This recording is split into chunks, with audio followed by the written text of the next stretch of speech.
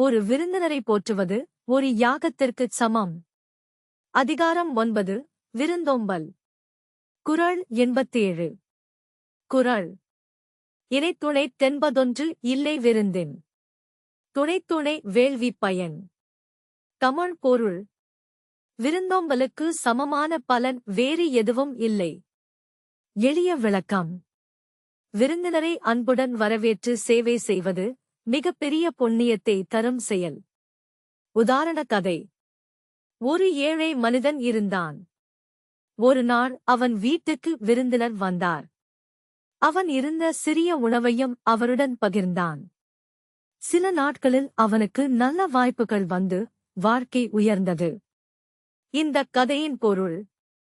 விருந்தோம்பல் செய்தால் வாழ்க்கையில் நன்மை திரும்ப கிடைக்கும். ஊக்கவுரை. சிறிய உதவி கூட பெரிய பலனை தரும். விருந்தினரை மதியுங்கள். மீண்டும் குறள். இணைத்துணை தென்பதொன்று இல்லை விருந்தின். துணைத்துணை வேள்வி பயன். தமிழ் பொருள். விருந்தோம்பலுக்கு சமமான பலன் வேறு எதுவும் இல்லை. இந்த குறளை முழுமையாக புரிந்து கொள்ள விளக்கத்தில் உள்ள இணைப்பை பார்க்கவும். நன்றி. லைக், ஷேர், காமெண்ட், சப்ஸ்கிரைப் செய்யுங்கள்.